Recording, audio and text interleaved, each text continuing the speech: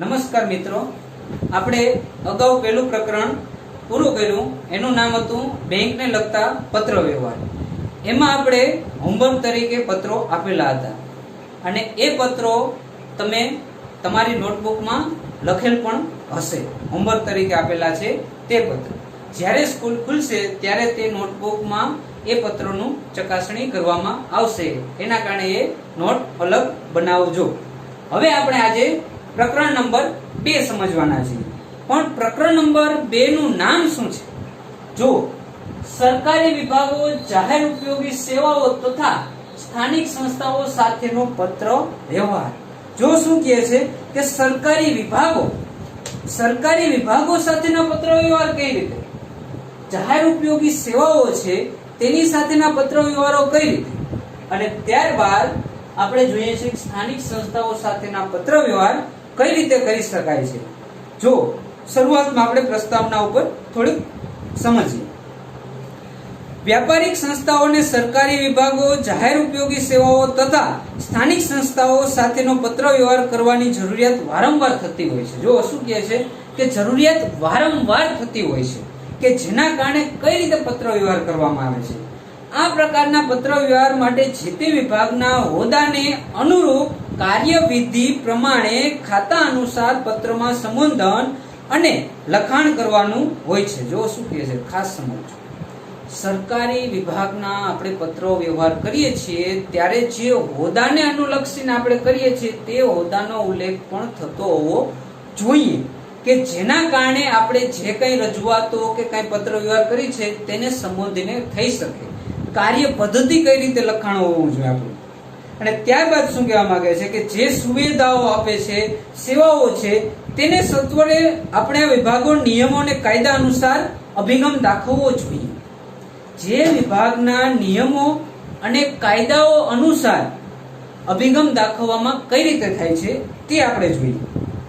જે બાબત માટે પત્ર લખવાનો છે તે અંગેનો ખ્યાલ પણ હોવો જરૂરી છે. આપણે જે પત્ર લખવાના છીએ તે અંગેનો ખ્યાલ પણ હોવો જોઈએ કે આપણે કેને સંબોધીને પત્ર લખી રહ્યા છીએ.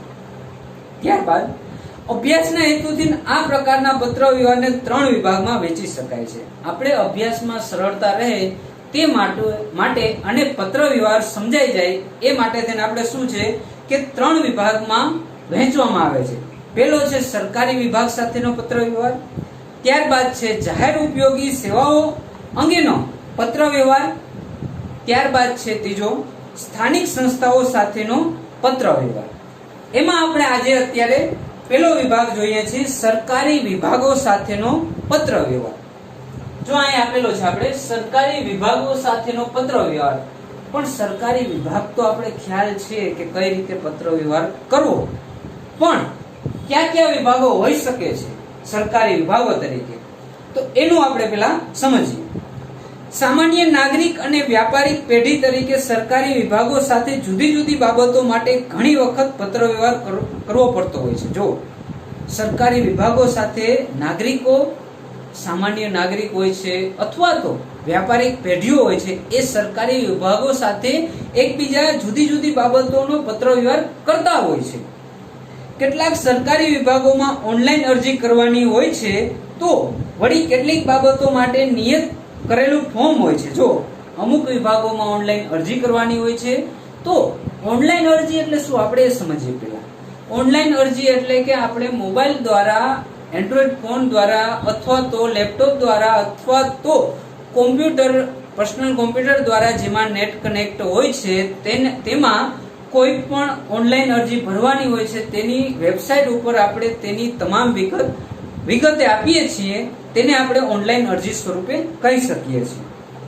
તો વળી કેટલીક બાબતો માટે નિયત કરેલું ફોર્મ હોય છે, એટલે કે નક્કી કરેલું ફોર્મ હોય છે. અગાઉના પ્રકરણમાં આપણે જોયું છે કે બેંકમાં ખાતું ખોલાવવા માટેનું એક નિયત નમૂનાનું ફોર્મ હોય છે, તે ભરીને આપણે બેંકમાં રજૂ કરવાનું હોય છે. એ જ પ્રમાણે પણ આમાં શું હોય છે, ફોર્મ હોય છે, જેને યોગ્ય રીતે ભરીને માગ્યા પ્રમાણેના પુરાવો સાથે જે તે વિભાગમાં જમા કરાવવાનું હોય છે. જો માગ્યા પુરાવા એટલે કે જે આપણે ફોર્મ ભરીએ છીએ તેને અનુલક્ષીને એમાં પુરાવા રજૂ કરવાના હોય છે.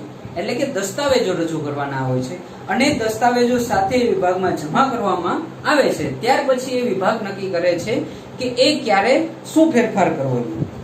સામાન્ય રીતે વેપારી પેઢીઓને વિવિધ બાબતો માટે નીચે જણાવેલ સરકારી વિભાગો સાથે પત્ર વ્યવહાર કરવાની જરૂરિયાત પડતી હોય છે. જો શું કીધું, સામાન્ય રીતે વેપારી પેઢીઓ છે એટલે કે જે મોટી મોટી પેઢીઓ છે એને વધારે સરકારી વિભાગ સાથે પત્ર વ્યવહાર કરવાની જરૂર પડતી હોય છે. તો કઈ રીતે છે, આપણે નીચેના પત્ર વ્યવહારના ભાગ પાડેલા છે. તાર ટપાલ વિભાગ હોય છે. તાર ટપાલ એટલે કે આપણે પોસ્ટ વિભાગ કહીએ છીએ. ત્યાર પછી ટેલિફોન વિભાગ છે, એ તો આપણે ખ્યાલ જ છે, ફોનનો વિભાગ કહેવાય છે. ત્યારબાદ રેલવે પાર્સલ વિભાગ છે કે જે રેલવેમાં પાર્સલ તરીકે પોસ્ટ દ્વારા પણ એમાં મોકલી શકાય છે, એનો પણ વિભાગ આવે છે. અને ત્યાર પછી કહેવાય છે કસ્ટમ અને આયાત નિકાસ વિભાગ. કસ્ટમ અને આયાત નિકાસ પણ એક પ્રકારનું શું છે, આઈઈસી મેળવવું પડે છે. આયાત નિકાસ માટેનું કોડ નંબર મેળવવો પડે છે. એ વિગતે આમાં આવશે ત્યારે હું આગળ સમજાવીશ. અને ત્યારબાદ છે વેચાણ વેરો અને આવક વેરા વિભાગ. વેચાણ વેરો, આપણે જે વેચાણ કરીએ છીએ તેના ઉપર કેટલો વેરો લેવામાં આવે છે. ત્યાર પછી આવક એટલે કે જ્યારે સરકારે નક્કી કરેલી હોય કે એટલી આવક થતી હોય વર્ષની વાર્ષિક, 1 એપ્રિલ 2019 થી 31 માર્ચ 2020 સુધીની વાર્ષિક આવક એટલી અંદર થઈ છે તો આપણે આવક વેરો ચૂકવવો પડતો નથી. જો એનાથી એના દાયરા પ્રમાણે નક્કી કરેલા હોય, સ્લેબ પ્રમાણે એનાથી વધારે થતો હોય તો એના નિયમ અનુસાર એટલી ટકાવારી પ્રમાણે આપણે સરકારમાં આવકવેરા વિભાગમાં જમા કરવાના આવે છે. તો પહેલામાં પહેલો પત્ર છે, આપણે સરકારી વિભાગો સાથેના પત્ર વ્યવહારના ઉદાહરણો આપેલા છે પેજ નંબર 19 ઉપર. આપણે પહેલો પત્ર વ્યવહાર છે, સંસ્થાના સરનામે પોસ્ટ પાર્સલની સમયસર વહેંચણી ના થતી હોવાનો ફરિયાદ પત્ર પોસ્ટ પાર્સલ વિભાગને લખો. આ પેલો છે પોસ્ટ પાર્સલ વિભાગ. આપણે અગાઉ કીધું, મેં તમને જાણ કરી કે પોસ્ટ પાર્સલ વિભાગ એટલે તાર ટપાલ પણ કહી શકાય છે. એને આપણે જાણ કરવાની હોય છે. જો શું કામે જાણ કરે છે કે સમયસર એની પોસ્ટ પાર્સલ પહોંચતી નથી. આપણે અગાઉના પ્રકરણમાં જોયું એ પ્રમાણે કે જમણી બાજુ આપણે નામ સરનામું લખશી, તારીખ લખશી. કોઈ પણ પેઢી છે તો અહીંયા ઉપર આપણે શું કરશી, પેઢીનું નામ દર્શાવશું. આ બાજુ ડાબી બાજુ શું આવશે, ફોન નંબર આવશે ને ઈમેલ આવશે. અને ત્યારબાદ એક્ઝેક્ટ જ્યાં આપણે જમણી બાજુ નામ સરનામું લખી છે એની એક્ઝેક્ટ નીચે સામેની બાજુ શું લખવાનું આવશે, આપણે જેને સંબોધીને લખીએ છીએ તેનું મેનેજર હોય તો મેનેજર અથવા તો એ વિભાગના વડાનું નામ સાથે લખવામાં આવે છે. ધારો કે તાર ટપાલ વિભાગ છે તો પોસ્ટ માસ્ટર આવશે, કારણ કે પોસ્ટ ઓફિસના એ મુખ્ય હેડ ગણાય છે. એટલે કે અહીંયા તેનું આવશે પોસ્ટ માસ્ટર શ્રી, મુખ્ય પોસ્ટ ઓફિસ જે જિલ્લાની હોય તેનું નામ. પછી વિષય આવશે એ પ્રમાણે કે પોસ્ટ પાર્સલની વહેંચણી સમયસર ના થતી હોવા અંગેની ફરિયાદ, એટલે કે સમયસર નથી થતી એની અંગેની અમે ફરિયાદ કરવા માંગીએ છીએ વિષય તરીકે. પછી સાહેબ શ્રી, પછી એની આખી વિગત દર્શાવવાની. એ આપણે સમજી કઈ રીતે હોય છે. જો ચાલો, આપના વિભાગની જુદી જુદી સેવાઓ અમને વર્ષોથી પ્રાપ્ત થઈ રહી છે. જો શું કહે છે, આપણા વિભાગની જે સેવાઓ પ્રાપ્ત થાય છે વર્ષોથી અમને મળી રહી છે.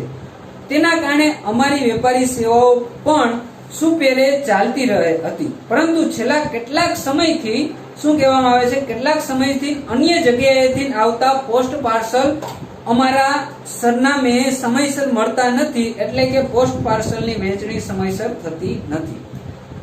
અત્યાર સુધી પોસ્ટ તરફથી જે કઈ સેવા મળતી સારી મળતી, પણ થોડોક સમય પહેલાથી અમારે જે પોસ્ટ પાર્સલ આવે છે એના પોસ્ટ પાર્સલ અમારા સરનામે સમયસર પહોંચતા નથી, કે જેના કારણે શું થશે, જો વહેંચણી આપણે સમયસર પહોંચાડી શકતા નથી.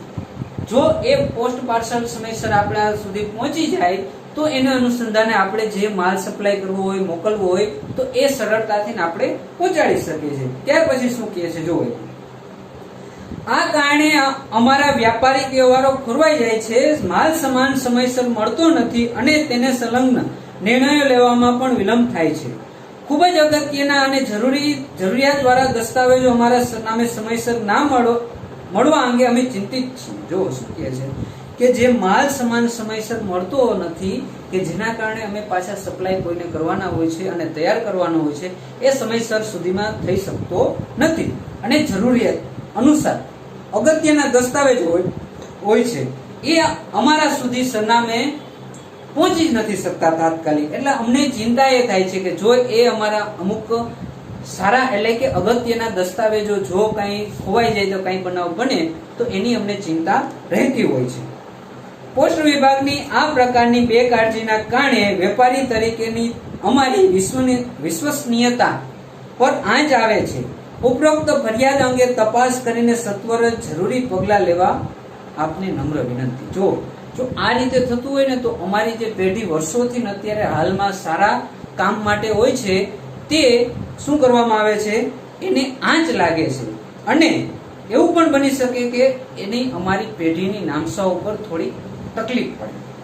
એ ન પડે એટલા માટે અમારી એક વિનંતી છે કે તમે આ ફરિયાદ અમારી લ્યો અને યોગ્ય તપાસ કરી અને જરૂરી પગલાં લેવા વિનંતી. ત્યારબાદ જમણી સાઈડમાં છેલ્લે એટલે કે આ બાજુ જમણી સાઈડમાં નીચે A4 સાઈઝનો પેજમાં આપણે આપનો વિશ્વાસુ અથવા આપની વિશ્વાસુ સાઇન અને જે તે માલિક છે વિશ્વાસોની ભાગીદાર તરીકે એમાં રહેલો છે, એની આખો આ પત્રનું ઉલ્લેખન કર્યો છે. ચાલો આપણે પહેલો વિભાગમાં જોયું તો આ ટપાલ વિભાગ. હવે આપણે જોઈએ છીએ ટેલિફોન વિભાગનો પત્ર, કે એના વિશે આપણે પત્ર કઈ રીતે લખી શકીએ છીએ. એ પેજ નંબર આપણે 20 ઉપર આપેલો છે નમૂના પર. ટેલિફોન બિલમાં બહાર ગામના કોલ્સ એટલે કે એસટીડી કોલ્સ અંગેની માહિતી મોકલવાની વિનંતી કરતો એક પત્ર છે. જો ખાસ જોજો, એક શૈક્ષણિક સંકુલ છે, જાગૃતિ શિક્ષણ સંકુલ છે, એ પત્ર લખે છે અને શરૂઆતમાં જેમ અગાઉ વાત કરી એ જ રીતે જાગૃતિ શિક્ષણ સંકુલ અહીંયા ઉપર લખવાનું છે, ત્યારબાદ સરનામું અને તારીખ લખવાની જમણી બાજુ, અથવા તો જાગૃતિ શિક્ષણ સંકુલ અહીંયા લખી અને નીચે સરનામું અને તારીખ પણ લઈ શકો છો અને આ બાજુ ટેલિફોન નંબર અને ઈમેલ આઈડી લખી શકો છો. અને ત્યારબાદ નીચે એક્ઝેક્ટ શું કરવાનું હોય છે, આ સરનામાની નીચે સામેની બાજુ એટલે કે ડાબી બાજુ સર્કલ ઓફિસર શ્રી BSNL વિભાગ. શું કામ એ BSNL માં સર્કલ ઓફિસર આવે છે? કારણ કે એ હોદ્દો ઉચ્ચ હોદ્દો કહેવાય છે. એ પદને સંબોધીને આપણે લખવાનું હોય છે. અગાઉ પણ મેં વાત કરી હતી તમને કે પદ હોદ્દાને સંબોધીને એનો ઉલ્લેખ થતો હોવો જોઈએ, એ પ્રમાણે કરવો હોવો જોઈએ. ત્યારબાદ વિષય હોય છે આપણો ટેલિફોન બિલમાં બહાર ગામના કોલ્સ અંગેની માહિતી મોકલવા અંગે. જો શું કહે છે કે બહાર ગામના કોલ્સ હોય છે એ આપણે માહિતી મોકલવા અંગે. હવે આપણે એને સંબંધીને એક પત્રમાં શું કહેવા માંગે છે એ સમજીએ. ચાલો. BSNL મોડાસા દ્વારા આપવામાં આવતી જુદી જુદી સેવાઓનો અમે ગ્રાહક તરીકે ઘણા વર્ષોથી લાભ લઈ રહ્યા છીએ, જેની અમે કદર કરીએ છીએ. હાલ અમે અમારા સંકુલમાં 2 ટેલિફોન કનેક્શન ધરાવીએ છીએ, જેના નંબર XYZ આમાં બંને આપેલા છે. બંને લાઈન પર અમે બહાર ગામના કોલ્સ એટલે કે એસટીડી કોલ કરવાની સગવડતા મેળવીએ છીએ. એટલે કે આ બંને નંબર ઉપર અમે બહાર ગામના કોલ્સ કરીએ છીએ, કે જેના કારણે શું છે કે એ કોલ્સને કારણે જે વિદ્યાર્થીઓ સાથેનો સંપર્ક અથવા તો બહાર ગામના જે લોકો સાથેનો સંપર્ક થતો હોય છે તેને સંબોધીને થાય છે. ત્યારબાદ શું કહે છે, ઉપરોક્ત બંને નંબરો ઉપરથી કરવામાં આવતા બહાર ગામના કોલ્સની યાદી અમારા ટેલિફોનના નિયમિત બિલ સાથે મોકલવા વિનંતી, જેનાથી અમારી પાસે આ અંગેનો રેકોર્ડ રહે. જાગૃતિ શિક્ષણ સંકુલ આંતરિક વ્યવસ્થાના ભાગ રૂપે પણ જરૂરી હોય તેનો સત્વરે અમલ કરવા વિનંતી. જો શું કહે છે કે જાગૃતિ શિક્ષણ સંકુલ એમ કહે છે કે બહાર ગામના જે કોલ્સ કરીએ છીએ એની બિલમાં નિયત બિલ તમે મોકલો છો, એ બિલમાં એની રેકોર્ડ હોવો જોઈએ, એટલે નોંધ હોયેલી હોય છે, કે જેના કારણે અમારે રેકોર્ડ સ્વરૂપે રહી શકે છે. અને આ વ્યવસ્થાના ભાગરૂપે અમારે સત્વરે અમલ થઈ શકે કે 12 ગામ કેટલા કોલ્સ થયા છે, ક્યાં ક્યાં કરવામાં આવ્યા છે, એની અમે રેકોર્ડ સ્વરૂપે રાખી શકીએ છીએ. ત્યારબાદ આભાર સ્વરૂપે આપનો વિશ્વાસુ મોતીભાઈ ચૌધરી વહીવટ પ્રબંધક છે, એટલે કે જે વહીવટ વિભાગ સંભાળે છે એના ઇન્ચાર્જ તરીકેનો આ એક હોદ્દા સ્વરૂપે કરવામાં આવતો હોય છે. ચાલો મિત્રો, આપણે ટેલિફોન વિભાગનો એક પત્ર જોયો કે જે એસટીડી કોલ શું છે 12 ગામના છે એનો રેકોર્ડ સ્વરૂપે રાખવા બાબતે. હજી એક પત્ર બીજો આપણે ટેલિફોન વિભાગનો આમાં નમૂના પ્રત આપેલો છે પેજ નંબર 21 ઉપર. એક જ ટેલિફોન નંબર ઉપર સમાંતર જોડાણ મેળવવાની અરજી કરતો પત્ર ટેલિફોન વિભાગને લખવાનો છે. એક જ ટેલિફોન લાઈન હોય તેમાં સમાંતર જોડાણ સાથેનું. હવે એક સારથી બિઝનેસ હાઉસ નામની એક શું છે કે એ જીઆઈડીસી માં એક ઉદ્યોગ કહેવાય છે. એ બીએસએનએલ ને જાણ કરે છે કે અમારા જે ટેલિફોન નંબર એક છે કે જે ટેલિફોન એક જ છે તેને સમાંતર જોડાણ બીજા અમે મેળવી શકીએ. ધારો કે હું તમને વાત કરું, આપણે બીએસએનએલ નું એક લેન્ડલાઇન તરીકે ઘરમાં રાખેલું હોય છે. તો આપણે કાકા બાપાના 4-5 ભાઈઓ હોય છે, બરોબર? તો એક જ નંબરથી આપણે એનું જોડાણ બીજે અલગ અલગ ઘરે રાખી શકીએ છીએ કે જેના કારણે એને સમાંતર જોડાણ કહેવાય છે. પણ એમાં કોઈ એક ફોન આવે છે તો એક ઉપાડી શકે છે, અને જ્યારે કોઈ પણ એક ઘરેથી કાકા બાપાના ઘરે કોઈ પણ હોય છે ત્યારે એક કોલ એક વ્યક્તિમાં કરતા હોય છે ત્યારે એ બીજા વ્યક્તિ એમાંથી કોલ કરી શકતા નથી. એના માટે જો શું કહે છે આગળ, આપણે શરૂઆતનો જે નમૂના છે એ પ્રત જ જમણી બાજુ નામ સરનામું, ડાબી બાજુ ઉપર ટેલિફોન, ઈમેલ આઈડી, ત્યારબાદ એની નીચે એક છે અહીંયા આપણે જે બીએસએનએલ ના અધિકારી શ્રી છે એને સંબોધીને પત્ર લખીએ છીએ. ત્યારબાદ વિષયમાં કીધું છે એક જ ટેલિફોન નંબર ઉપર સમાંતર જોડાણ મેળવવા અંગે. એક જ ટેલિફોન નંબર છે આપણી પાસે અને એને સમાંતર જોડાણ મેળવવું છે. આગળ સમજીએ કે શું કહેવા માંગે છે. ચાલો, સારથી બિઝનેસ હાઉસ એ વાપીનું પ્રતિષ્ઠિત વ્યાપારિક એકમ છે. જો સારથી બિઝનેસ હાઉસ છે શું છે વાપીમાં, એટલે કે વાપી કેમાં આવે છે? સુરત જિલ્લામાં આવે છે. અને એ પ્રતિષ્ઠિત વ્યાપારિક એકમ ધરાવે છે.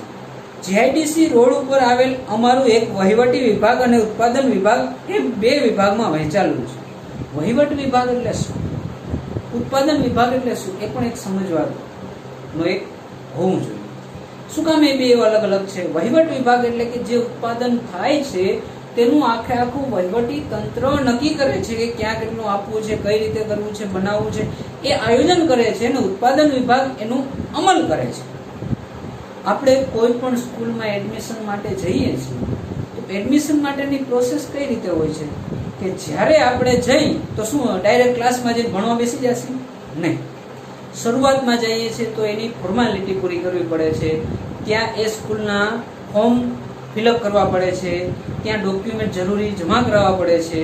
ત્યારબાદ એ એડમિશન થયું કહેવાય. અને ત્યારબાદ આપણે ક્લાસ વાઇઝ એટલે કે ABCD અલગ અલગ વિભાગ વાઇઝ મૂકે છે ને ત્યારબાદ આપણે એમાં ભણવાનું ચાલુ કરીએ છીએ. એ રીતે હોય છે. આ વહીવટી વિભાગ અને ઉત્પાદન વિભાગ કહેવાય છે. આ વિભાગોના કામકાજ અંગે કર્મચારીઓને અન્ય એકમો સાથે અને અન્ય એકમોના કર્મચારીઓને અમારા એકમ સાથે નિયમિતપણે ટેલિફોન દ્વારા વાતચીત કરવી પડતી હોય છે. જો કોઈ મોટો ઉદ્યોગ ઉત્પાદન એકમ છે તો એનું વહીવટી સંચાલન પણ એક અલગ ઓફિસમાં થતું હોય છે અને ઉત્પાદન એકમ પણ અલગ હોય છે. શું કામે? કારણ કે એક જ જગ્યાએ ઉત્પાદન અને વહીવટ ન થઈ શકતો હોય, અલગ અલગ જગ્યાએ, એટલે કે એક મોટું વિશાળ ક્ષેત્રમાં તેનું બાંધકામ રહેલું હોય છે કે એકબીજા સાથે કોન્ટેક્ટ કરવાનો હોય છે. તેના કારણે અમારે શું કરવું પડે છે કે ટેલિફોન નંબરને સમાંતર જોડાણ કરવું છે. ત્યાર પછી શું કહેવા માંગે સમજીએ. હાલ અમે સારથી બિઝનેસ હાઉસમાં જે એક ટેલિફોન કનેક્શન ધરાવીએ છીએ, જો એક ટેલિફોન કનેક્શન ધરાવે છે જેનો નંબર છે 26655 આ નંબર માટે આપના ટેલિફોન વિભાગ દ્વારા અપાતી 1 થી વધુ સમાંતર જોડાણની સુવિધા મેળવવા માંગીએ છીએ, જેથી અમારા ટેલિફોન દ્વારા થતા વ્યાપારિક વ્યવહારો સરળ અને ઝડપથી કરી શકાય.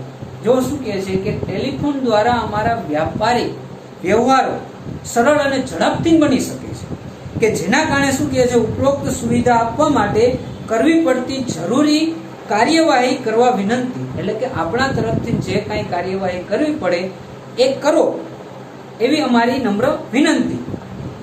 આ સગવડ મેળવવા માટે જો કોઈ વધારાનો ચાર્જ ચૂકવવાનો થતો હોય તો તેની પણ અમને જાણ કરો, કે જેના કારણે અમે એ ચાર્જ ચૂકવી અને આ સમાંતર જોડાણ અમે મેળવી શકીએ. ત્યારબાદ શું કહે છે કે જે આપણે ફોર્માલિટી પ્રમાણે જોઈએ છે કે જમણી બાજુ નીચેની સાઈડમાં આપનો વિશ્વાસુ સાઇન અને તેનું નામ, ત્યારબાદ જો ભાગીદાર પેઢી હોય તો એ ભાગીદાર છે કે શું, મેનેજર છે કે શું, એનો ઉલ્લેખ કરવામાં આવે છે.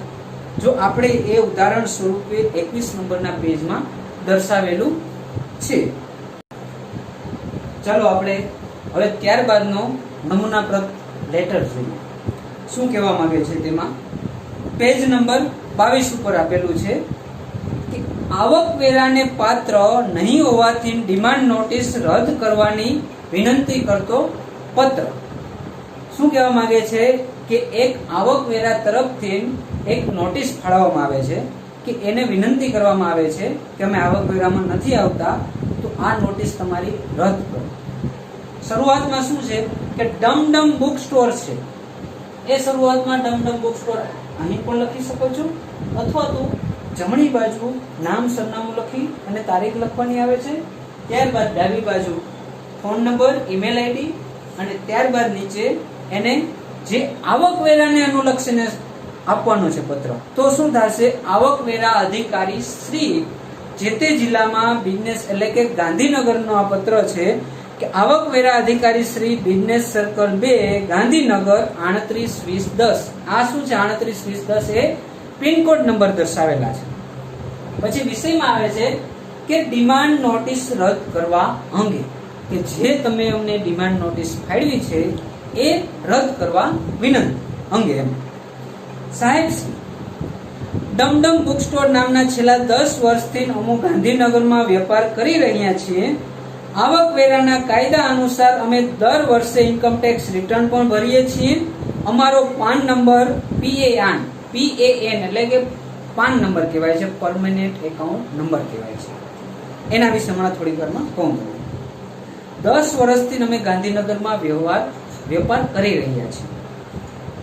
આવકવેરાના કાયદા અનુસાર જે અમે દર વર્ષે ઇન્કમ ટેક્સ રિટર્ન ભરીએ છીએ, એટલે કે ફાઇલ તરીકે ઇન્કમ ટેક્સમાં અમે જણાવીએ છીએ કે આટલી ઇન્કમ થાય છે તો આટલો અમારે કર ચૂકવવાનો આવે છે, તો એ ચૂકવીએ છીએ. એની ફાઇલ દસ્તાવેજ સહિત અમે આપીએ છીએ. અને આ અમારા પાન નંબર છે. જો હું તમને એક પાન નંબર ઉપર જણાવું, આ એક શું છે, પાન કાર્ડ કહેવાય છે. દેખાય છે બધાને? જો આ પાન કાર્ડ છે, આ મારું પાન કાર્ડ છે, બરોબર. આ પાન કાર્ડ આપણે 18 વર્ષના થઈએ ત્યારબાદ જ આ, જો આમાં લખેલું છે આયકર વિભાગ, એટલે કે ભારત સરકાર દ્વારા બહાર પાડવામાં આવે છે. આ પાન કાર્ડ ઇન્ડિવિડ્યુઅલ, એટલે કે પોતે એક વ્યક્તિ પણ કાઢી શકે છે અને ભાગીદાર પેઢી પણ હોઈ શકે, એ પણ કાઢી શકે છે. આ પાન કાર્ડ એની નંબર આપેલા છે કે આ પાન કાર્ડ નંબર અમે આપેલા છે. પાન કાર્ડ નંબર એટલા માટે હોય છે કે આવકવેરા રિટર્ન તમે ફાઇલ કરો છો, આવકવેરો ભરો છો કે શું, એ નંબર આવક વિભાગ વાળા જ્યારે તમારા એ નંબર નાખે એટલે ઓટોમેટિક તમામ ડિટેલ સાથે મળી જતી હોય છે. આગળ જતા તમારે પણ બની શકે શક્યતા કે આ પાન કાર્ડ કઢાવવું પડે, બરોબર. એટલા માટે ઉદાહરણ સ્વરૂપે નમૂનો દર્શાવે છે. આકારણી વર્ષ 15-16 આવકવેરા પેટે અમારે હજુ 7,600 ભરવાના થાય છે. તે પ્રકારની ડિમાન્ડ નોટિસ અમને 2 જુલાઈ 2016 ના રોજ બજાવવામાં આવી છે. જો 15-16, 16-17, 17-18, 18-19, 19-20 આ વર્ષ કઈ રીતે ગણાય છે? 1 એપ્રિલ થી 31 માર્ચ સુધીનું વર્ષ ગણવામાં આવે છે. આપણે 19-20 વર્ષનું કરવું હોય 2019 અને 2020 માટેનું, તો શું કઈ રીતે થાય છે ખબર છે? 1 એપ્રિલ 2019 થી 31 માર્ચ 2020, એટલે કે 2020 31 માર્ચ પૂરી થઈ ગઈ છે, એટલે એ એક વર્ષ ગણવામાં આવે છે. આ એક વર્ષમાં જો તમારી આવક આવકવેરા વિભાગ દ્વારા નક્કી કરેલ હોય એનાથી વધારે કે એને હોય છે એ પ્રમાણે આવકવેરો આપણે ચૂકવવો પડતો હોય છે. તો આમાં એમ કહે છે કે 15-16 વર્ષમાં અમારી 7,600 ભરવાની થાય છે એવી તમે અમને નોટિસ ફાળવી છે. આ નોટિસ કદાચ શરત ચૂકથી અમને બજાવવામાં આવી હોય તેવું લાગે છે. ગત નાણાકીય વર્ષમાં અમારી આવક અગાઉના વર્ષ કરતા ઓછી થઈ છે, તેથી તેના ઉપર ભરવા પડતા આવકવેરાની રકમ ઓછી થાય તે સ્વાભાવિક છે. એટલે કે ગયા વર્ષ કરતા અમારી આવક શું છે, ઓછી થઈ છે. આ વર્ષ બની શકે આપણે સમજીએ છીએ કે આ વર્ષે કોરોના છે તો એના કારણે ગયા વર્ષ કરતા આ વર્ષની આવકમાં ફેરફાર થયો હશે. ઉદાહરણ તરીકે સમજાવું છું, કારણ કે કોરોનાના કારણે ઘણા એવા બનાવ બનેલા હતા. લોકડાઉન થયું હતું કે જેના કારણે ઘણા વેપારીઓને નુકસાન થયું હતું, ઘણાને થાય છે તકલીફ. પણ આ એક શું છે, આવકવેરા માટેનું ઉદાહરણ તરીકે સમજવામાં આવે છે. તેથી અમારે ગયા નાણાકીય વર્ષની ગણતરી કરતા વધારાનો આવકવેરો ભરવાપાત્ર થતો નથી. આવકવેરા વિભાગ સાથે ફાઇલ કરવામાં આવેલા ઇન્કમટેક્સ રિટર્નની નકલ આ પત્ર સાથે અમારા સંદર્ભ સાથે ભીડેલ છે. એટલે કે જે તમે મોકલેલ છે ડિમાન્ડ નોટિસ, એની સાથે અમે આવકવેરો ભરેલો છે અને આવકવેરા રિટર્ન ફાઇલના જે કાગળ હોય છે, દસ્તાવેજો હોય છે, એ આની સાથે અમે પણ મોકલીએ છીએ.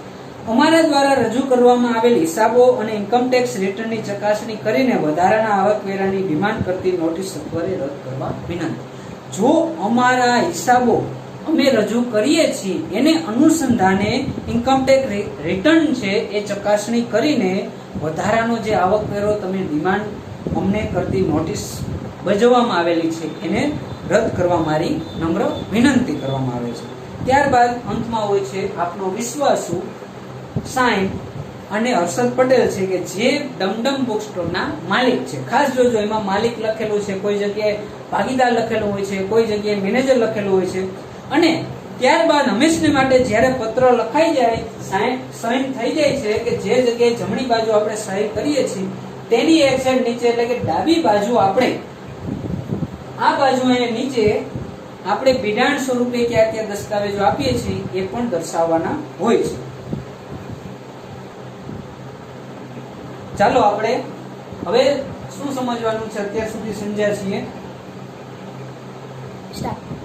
ચાલો આપણે ટેલિફોન વિભાગનું જોયું, રેલવે પાર્સલ વિભાગનું તમને સમજાવું કઈ રીતે છે કે રેલવેમાં જે પાર્સલ આવતું હોય છે એ સરકારી વિભાગ તરફ હોય છે. એને પણ આપણે શું વિભાગ, એના વિભાગ અલગ અલગ હોય છે. એને સંબોધિત મેનેજર શ્રી પણ એને આપણે આપી શકીએ છીએ. ધારો કે પશ્ચિમ વિભાગ કહેવાય છે રેલવે, પૂર્વ, પશ્ચિમ, ઉત્તર, દક્ષિણ, મધ્ય, પૂર્વ, એ રીતે અલગ અલગ વિભાગમાં હોય છે. તેના મેનેજર હોય છે, એના ઉપલા અધિકારી હોય છે, એને સંબોધિત પણ આપણે પત્ર વ્યવહાર કરી શકીએ છીએ પેઢી દ્વારા. અને આ જ રીતે આપણે કરીએ છીએ કે જે રીતે આપણે ટેલિફોન વિભાગમાં કર્યા, તાર ટપાલ વિભાગમાં કર્યા, રેલવે વિભાગમાં એ જ રીતે થઈ શકે છે. ત્યારબાદ આપણે આવકવેરાનો પણ આપણે જોયો એક પત્ર, એ જ રીતે વેચાણ વેરાને પણ લાગુ પડે છે. હવે આપણે જોઈએ છીએ આયાત નિકાસ વિભાગનો પત્ર. નિકાસનો પરવાનો મેળવવા અંગેનો પત્ર છે. ખાસ સમજજો, આ પત્રમાં તમને ખરેખર જાણવા માટેનું ખૂબ સારામાં સારું આપેલું છે. સમજજો. ક્વોલિટી મશીન હાઉસ તરફથી એક પત્ર લખવામાં આવે છે.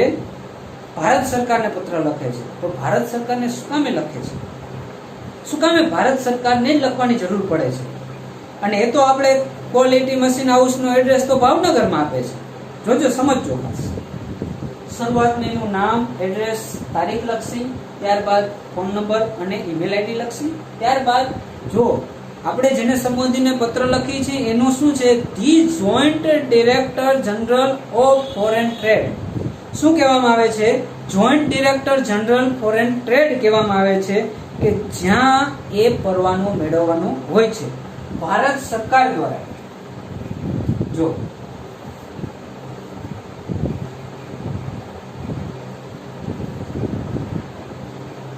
ડીજીએફટી એટલે કે director general of foreign trade કહેવાય છે, બરોબર? Directorate general foreign trade. અને આ આપણે મિનિસ્ટ્રી વિભાગ કહેવાય છે કોમર્સ. કોમર્સ મિનિસ્ટ્રી આવે છે અને એ કઈ હોય છે? ભારત સરકાર હોય છે.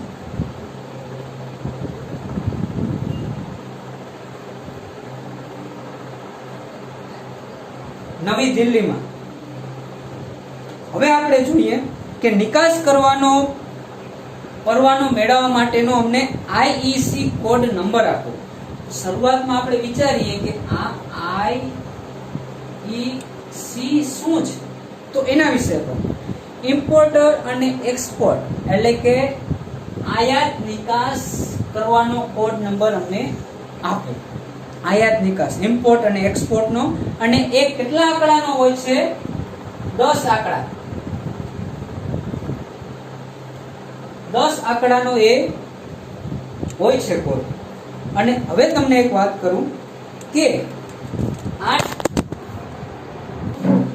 ચાલો આપણે ડીજીએફટી વિશે સમજવાનું હતું. પહેલા આપણે ડીજીએફટી એટલે